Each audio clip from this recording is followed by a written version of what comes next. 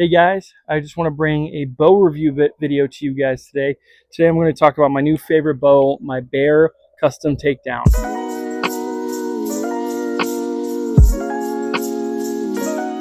I absolutely love this thing. I'm a big fan of one-piece bows. I have tons of bows. A lot of traditional archers have that issue where they have maybe too many bows, and that's me for sure. I have a ton of ILF rigs. I have a ton of one-piece wood bows, some long bows. Big fan of just collecting these things, bear bows and other types. And for me, this is by far my favorite bow I own.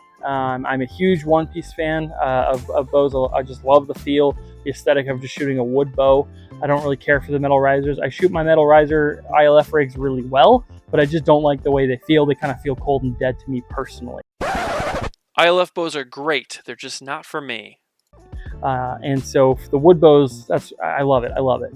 And so we were traveling a lot. The wife and I are going to be traveling a bit more, and I wanted to take one with me. And traveling with the one-piece bow is rough. And that's the whole point of why Fred Bear made the takedowns in general, was because he was on an Alaska trip, lost his bow and luggage. I think it was an Alaska trip. Anyways, lost his bow and luggage. And he's like, not going to do that again. He's a left-handed shooter, so it's hard to find a bow on the fly like that for a hunt. So he made these takedowns that he could take with his luggage, basically. And ever since then, they've kind of taken off. It's just such an easy way to travel with a recurve bow, or longbow even. So this one has kind of that traditional. It's a takedown, a bear takedown. So it has that traditional bear takedown clasps instead of like a tiller bolt and like a you need an Allen wrench to get it in there or anything like that. This one, it just has these sexy metal pockets here that the limb literally comes out of, and you can put it right back in, snap it shut. There's no tools required. Very easy, very nice. I also think it looks awesome. I think it looks way cooler than any of the ILF rigs out there, personally. Really love this thing. As far as shooting is concerned, I go to a 3D indoor shoot. There's a lot of compound guys too. It's about 23-yard distance, 40 targets. It's a 12 scoring ring, 12, 10, 8, 5, or miss. Anyways, I mentioned that because the first weekend I got this bow, I went out there and I am shooting some pretty weak arrows. I'm getting some new stiffer ones with some pretty weak setup. Bear shafts, hardcore to the left, but I didn't change anything. And that first weekend, even with weak arrows, I beat my personal record by quite a bit. This bow, for me, fits well. Fits great. A lot of traditional archery in general is going to be how that bow fits that individual. That's why custom bows are so popular, so you can kind of tailor it to fit you perfectly. This bow fits me perfectly. I absolutely love it. I'm shooting the B riser, so it's a little bit longer riser. I believe it's a 19-inch riser, if I'm not mistaken. And then I'm shooting the number 3 limbs, which make it about 64 AMO total. So it's a pretty long recurve, which I like, adds some stability. There's also some good weight and mass behind this, which I love.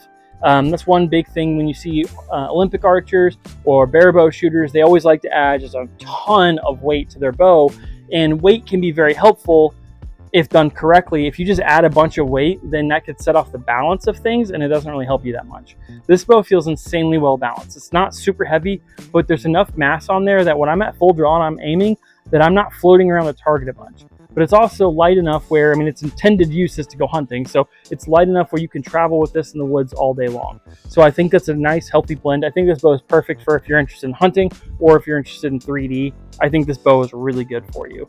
It has kind of a higher price point, pretty similar to a lot of custom bows. But again, for me, if I had to do it all over again, I'd buy this bow 100 times over. This bow fits my hand perfectly. I love everything about it. The draw is smooth. It is silent.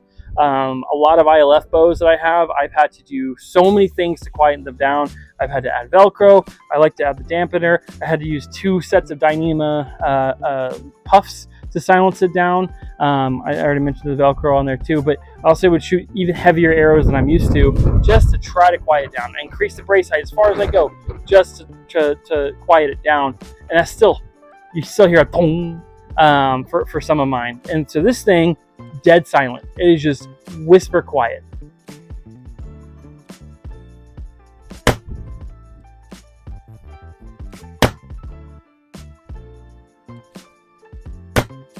And I absolutely love that. The only negative I had with it, and a lot of Bear Takedown owners have this issue, is when I first got it, when I would pull it back, I would hear a creak. and the creek would be coming from the limb pockets. So some guys will add a little bit of moleskin to it. All I did, and I did it the first week I had it, and I've not had that creek ever since, is I added some string wax to the limb and the limb pockets. That's all I did. And I did it that one time months ago, and I have not heard a creek since. So that made it a null point for me. So really don't have an issue with that.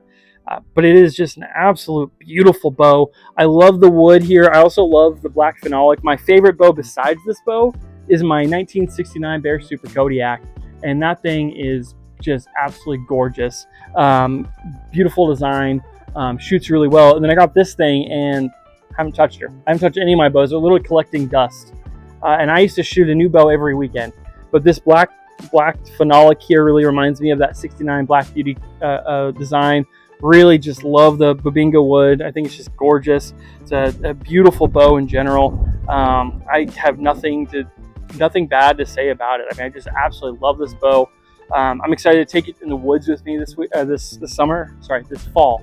It'll be the first time in the woods with this thing. So I'm really excited to take that out and see what we can do with it.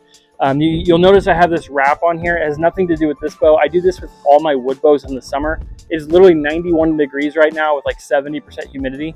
So I'm out here shooting at the range. And if I'm out here for like 2 hours, I'm getting sweaty. My wrists will start slipping on any of these smooth woods.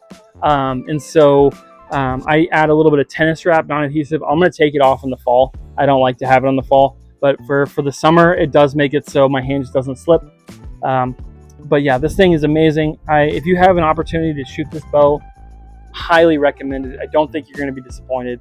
But subscribe so you can kind of see how I shoot this thing in the fall. And thanks for watching.